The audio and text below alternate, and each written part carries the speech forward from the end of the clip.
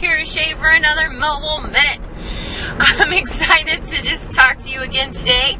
I have come to some really interesting realizations, or at least I understood how to organize it in a way that I could actually be able to teach you something interesting today.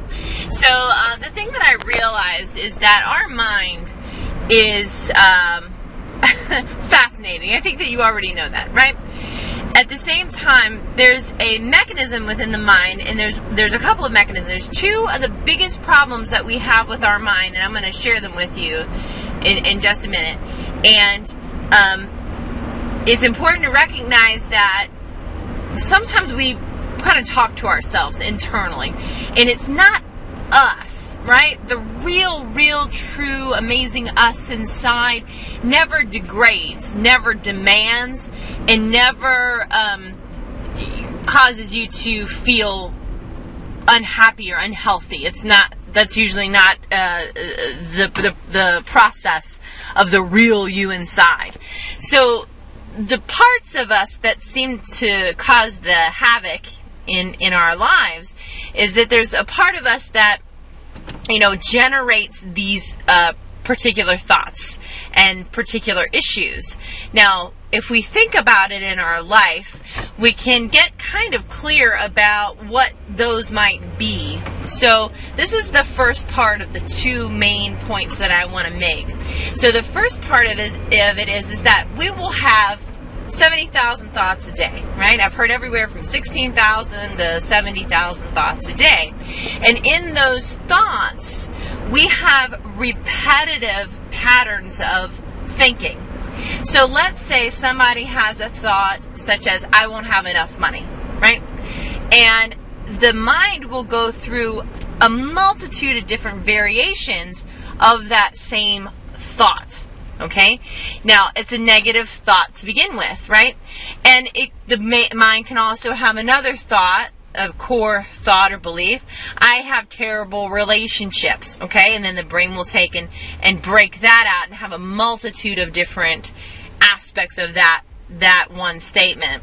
And then there might be one or two other ones that the mind breaks out. But what happens is that we may have 3 or 4 core beliefs, or 3 or 4 core issues that we're working on that in essence break out into a multitude of a bunch of different thoughts.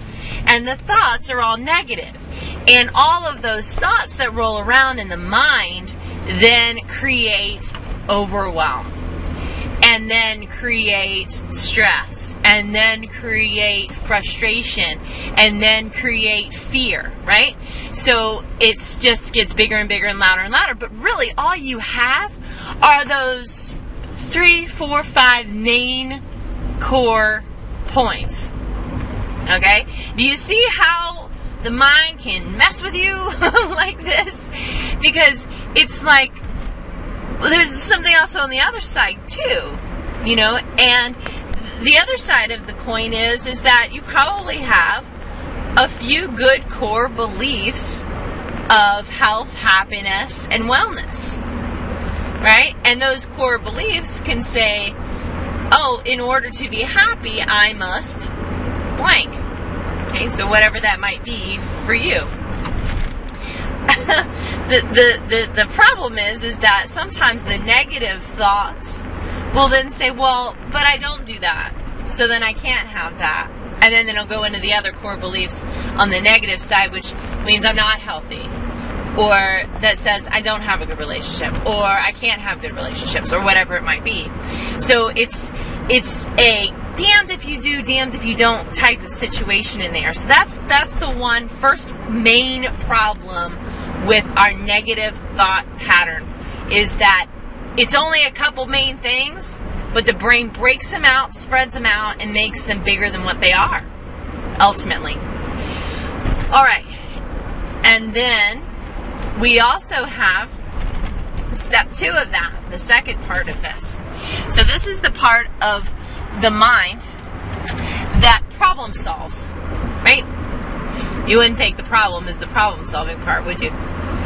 Well, it's interesting. because our problem solving part of our mind is wonderful. It's advanced.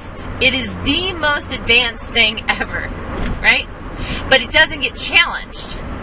And let me help you understand what being challenged means. So you have the problem, and then you have the problem being solved, right? So we have step one, the problem. We aren't this, and we can't have this, no. And then we have the problem solving process for the problems that we started with in step one. This is how it's messed up, folks, is that the mind will say to itself, there's really only one or two ways this thing is going to go. There's really only a couple solutions. You know, the only way this is going to be fixed, you hear? So in your mind, your problem solving ability is limited by the belief that there's really only one way for this to happen or for it to work, which is a lie that we unfortunately tell ourselves, no matter who we are, me included, that says, you know, well, there's really only one way this can be fixed. That's not true. So, and I put it like this. So, what happens is that if you have one way of doing things, then that limits every single aspect of your life to only letting it be put through that tight bottleneck of a solution. So then your creative ability, the creative ability that solves all problems instantaneously, is no longer in effect. Because it only has one way of doing things. And creativity doesn't work that way. Creativity needs room to expand, to grow, and develop. So, two problems. And here are some solutions. I'm not going to leave you hanging like that. So the first solution to the first problem of the mind, the first error of the mind, which says, I have an infinite number of problems. Okay? First, what you're going to do right now, if you can, time is available. If you can't, please put it in your mind to be doing and during a time that you have set aside for working on your personal development, is to narrow down the problems. And how you do that is by taking and listing all of the thoughts that you have that are negative about your life experience. And what you'll find is that there's a pattern, because the mind operates in patterns. It's very normal. You're going to find the pattern there, and you're going to group. You're going to group together certain issues that are like each other. And let me just give you a hint. It's probably going to look something like personal life, work life, romantic life, family life. You know, it's going to probably look like that. And it's going to look like money. It's going to look like health. It's going to look like handling your children. It's going to look like travel. It's going to look like, you know, personal desire. So when you start to look and see that there is a trend, pull those out. And as you pull those out, I want you to start thinking about how you can flip some of those ideas around. How do you flip an idea? Is you don't necessarily take the end result that you want. The mind will think that's a lie. This is why affirmations generally don't work. If you say, let's say, I don't have enough money, right? And if you tell the mind, I am super abundant, I'm amazing, I can't believe I get this money coming out of my ears, right? The conscious mind will speak up and say, no you don't. And then all of your work of putting this whole thing together will be for nothing. Okay? So, what I'm going to invite you to do is you're going to take that thing and you're going to take, okay, it's opposites. I have all the money in the world. And then you find a middle ground. So the middle ground is going to look something like, oh, you know, it's possible. It's possible I could have more money in my life. Money could come from somewhere else, or something could happen and I attain the money. Stop talking about the lottery, folks. I don't want to hear about the lottery. The lottery does not exist in my world. You create your money. You don't win it by accident, although you could. But you have to be prepared for something like that, and that's a whole other seminar or conversation, probably a whole other mobile minute here. And so you're going to pull it out, pull it all out, and say, okay, what's a middle ground? What's a comfortable middle ground? Find your middle ground. And then whenever those negative thoughts come up, you're going to take a breath, take a look at your list of all the things that you want to have, in your life, that you want to have be a real thing for you. And then start thinking about those things, okay? We take it tons and tons of steps further than that in a session, but I want you to just get started. Then I'm going to invite you to take the next step of that problem, the big core issue, right? The next part of that, and I want you to write down, take one thing that you're working on, one core issue that you're working on. So let's say it's, I don't have enough money, okay? And I want you to write at the top of your paper and just say, ways money can come to me. And then I want you to write out 100 ways money can come to you. Look it up online, call a friend.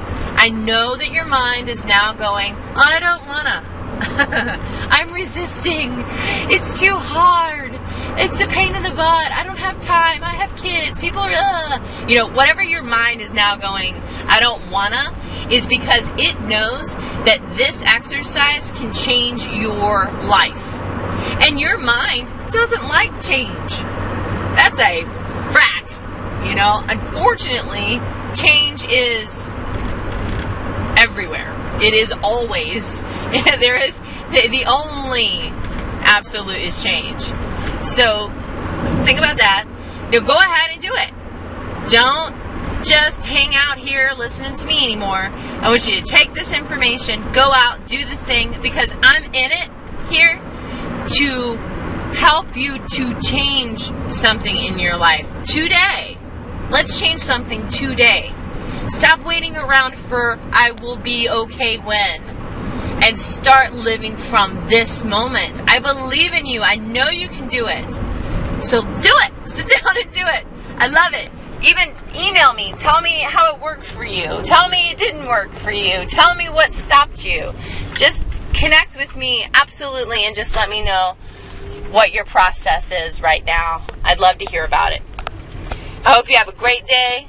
Let's get some creative juices flowing right now.